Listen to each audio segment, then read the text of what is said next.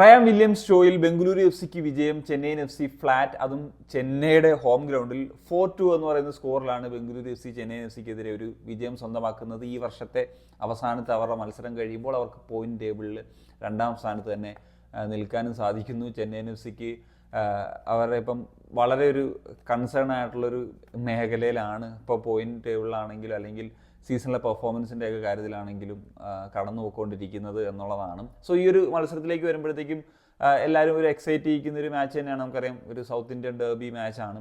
So first half തീർത്തും ഒരു entertaining ആയിട്ടുള്ളൊരു മാച്ച് തന്നെയായിരുന്നു. അടി തിരിച്ചടി എങ്ങനെയൊക്കെയുള്ള രീതിയിലേക്ക് വരുന്നൊരു സാഹചര്യമായിരുന്നു ഉണ്ടായിരുന്നത്. കാരണം മത്സരത്തിൻ്റെ തുടക്കത്തിലൊക്കെ പൊസഷനൊക്കെ കീപ്പ് ചെയ്ത് BSC ആണ് കളിച്ചെങ്കിലും കിട്ടിയ അവസരങ്ങൾ ചെന്നൈയുടെ ഭാഗത്തു നിന്നുള്ള അറ്റാക്സും ചില ഷോട്ട്സും കാര്യങ്ങളൊക്കെ കാണാൻ സാധിക്കുന്നുണ്ടായിരുന്നു. പക്ഷേ ബംഗളൂരു എഫ് സി ആണ് അവരുടെ ആദ്യത്തെ ഗോൾ സ്കോർ ചെയ്യുന്നത്, ചെന്നൈയിലെ ആദ്യത്തെ ഗോൾ സ്കോർ ചെയ്യുന്നത് എന്നുള്ളതാണ്. റയാൻ വില്യംസ് ആണ് ആദ്യ ഗോൾ സ്കോർ ചെയ്യുന്നത്. ഡയാസിൻ്റെ ലെഫ്റ്റിലൂടെയുള്ള ഒരു റൺ, ഒരു നല്ല ക്രോസ് ചെയ്തു. അദ്ദേഹത്തിന് കൃത്യമായിട്ട് അത് ഗോളാക്കി മാറ്റാനായിട്ട് സാധിച്ചു എന്നുള്ളതാണ്.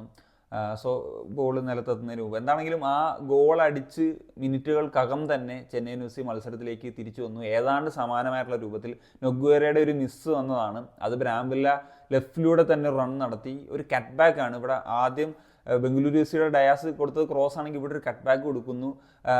ഈ ഒരു റയാൻ വില്യംസ് അടിച്ച് ഏതാണ്ട് സിമിലർ ആയിട്ടുള്ള ടൈപ്പ് ഓഫ് ഒരു ഷോട്ടാണ് ഇർഫാൻ യാദവ് അത് അടിച്ചത്. അങ്ങനെയാണ് മത്സരം 1-1 എന്ന് പറയുന്നൊരു നിലയിലേക്ക് എത്തുന്നത്. പിന്നീട് ആദ്യ പകുതി അവസാനിക്കാൻ പോകുന്ന സമയത്ത് ഒരു ഡ്രോയിലേക്കൊക്കെ പോകുമെന്ന സാഹചര്യത്തിലാണ് ബംഗളൂരു എഫ് സി ഒരു ഗോളിലേക്ക് വരുന്നത്. അതൊരു ബിൽഡപ്പിൽ നിന്ന് വന്നിട്ടുള്ള ചാൻസ് ആണ്. എന്നിട്ട് റൈറ്റിലൂടെ റയാൻ വില്യംസ് ഒരു ഉഗ്രൻ ക്രോസ്. അവിടെയാണ് Chhetri right time right place. അദ്ദേഹത്തിൻ്റെ ആ ഒരു ഏരിയൽ എബിലിറ്റി, 40ാമത്തെ വയസ്സിലും അദ്ദേഹത്തിൻ്റെ ആ ഒരു സ്കോറിങ് എബിലിറ്റി ഒക്കെ എടുത്ത് വരേണ്ടത്. നോക്കുക, 9 ഗോളുകളായിട്ട് ഇപ്പം ഇന്ത്യൻ സൂപ്പർ ലീഗിൽ സ്കോറേഴ്സിൻ്റെ കാര്യത്തിൽ അലാദീൻ അജറായിക്ക് തൊട്ട് താഴെ 2ാം സ്ഥാനത്താണ് ചേത്രി നിൽക്കുന്നത് എന്നുള്ളത്. What A moment. അതൊരു ഒന്നാം തരമായിട്ടുള്ളൊരു ഹെഡർ ഗോൾ തന്നെ അദ്ദേഹത്തിന് ചെയ്യാൻ സാധിച്ചു. ആദ്യ പകുതി കഴിയുമ്പോഴത്തേക്കും ഒരു ലീഡ് എടുത്ത് അവസാനിക്കാമെന്ന് കരുതി. എന്നാൽ ചെന്നൈയിൻ എഫ് സിക്ക് ബംഗളൂരു എഫ് സി ഒരു ഗോൾ അടിച്ചാലാണ് ഒരു ഊർജ്ജം കിട്ടുക എന്നുള്ള തരത്തിലായിരുന്നു അവരുടെ ഒരു മെൻറ്റാലിറ്റി. 45 മിനിറ്റ് കഴിഞ്ഞ് അഡീഷണൽ ടൈമിൽ നിൽക്കുന്ന സമയത്താണ് അവർക്കൊരു ക്രോസ്, ഒരു ത്രോയിൻ ചാൻസ് കിട്ടുന്നത്. അത് ബികാഷിംനാമിൻ്റെ ഒരു നല്ല ത്രോയിനാണ്. ബികാഷിംനാം ആ ത്രോയിൻ്റെ കാര്യത്തിൽ അടിപൊളിയാണ് നിലവിലിപ്പോൾ. അദ്ദേഹത്തിൻ്റെ ഒരു നല്ല ത്രോയിൻ അവിടെ ഒരു ഫ്രീ ഹെഡറായിട്ട് നാമത്തേക്ക് ഹെഡ് ചെയ്യാൻ സാധിച്ചു. ആ ഒരു ഗോളിൽ തീർച്ചയായിട്ടും ഗുർപ്രീത് സിംഗ് സന്ധു എന്ന് പറയുന്ന താരത്തിൻ്റെ ഒരു മിസ്റ്റേക്ക് ഉണ്ട്. കാരണം അദ്ദേഹത്തിന് സേവ് ചെയ്യാവുന്ന ബോളായിരുന്നു. അദ്ദേഹത്തിൻ്റെ കൈകളിൽ തട്ടിയാണ് അത് അകത്തേക്ക് പോകുന്നതും. ആദ്യ പകുതി 2-2 എന്ന് പറയുന്നൊരു നിലയിൽ അവസാനിക്കുന്നു. ആദ്യ പകുതിയിൽ അടി തിരിച്ചടി എന്ന് പറയുന്നൊരു മൂഡായിരുന്നെങ്കിൽ 2ാം പകുതിയിൽ എന്താണ് മൂഡ്? അടി തെറ്റി എന്നുള്ളതായിരുന്നു മൂഡ്. ചെന്നൈയിൻ എഫ് സിയുടെ അടി തെറ്റിയൊരവസ്ഥയായി പോയി എന്നുള്ളതാണ്. കാരണം റയാൻ വില്യംസ് തന്നെയാണ് 3ാമത്തെ ആ ഒരു ഗോൾ സ്കോർ ചെയ്യുന്നത്. സോ അതൊരു ഈ പറഞ്ഞ പോലെ റയാൻ വില്യംസ് തന്നെ അദ്ദേഹത്തിൻ്റെ ഒരു ബ്രില്യൻസ് കൊണ്ട് തന്നെയാണ് ആ ഒരു മൂവ്മെൻറ്റ് നടക്കുന്നത്. അതിന് ശേഷം അദ്ദേഹം റൈറ്റിലോട്ട് പാസ് കൊടുത്തു. പിന്നെ ആ ഒരു ക്രോസ് വന്ന സമയത്ത് കൃത്യമായിട്ട് അദ്ദേഹത്തിന് ആ ഒരു നല്ലൊരു ടച്ചായിരുന്നു. അത് ഗോളാക്കി മാറ്റാനായിട്ട് സാധിച്ചു എന്നുള്ളതാണ്. അതിനുശേഷം ചെന്നൈയിൻ എഫ് സി ഗോളിന് വേണ്ടിയുള്ള ശ്രമങ്ങൾ നടത്തിയെങ്കിലും പിന്നീട് അതേ റയാൻ വില്യംസ് തന്നെ റൈറ്റിലൂടെ ഒരു ക്രോസ്, അതൊരു ബ്ലണ്ടർ മിസ്റ്റേക്കാണ് അവരുടെ ഡിഫൻഡർ ലിയാനയുടെ ഭാഗത്തു നിന്നുണ്ടായത്. ഒരു തരത്തിലുള്ളൊരു പ്രഷറും ഇല്ലായിരുന്നു. 4-2 എന്ന നിലയിലേക്ക് ഈ ഒരു മത്സരം അവസാനിക്കുന്നു എന്നുള്ളതാണ്.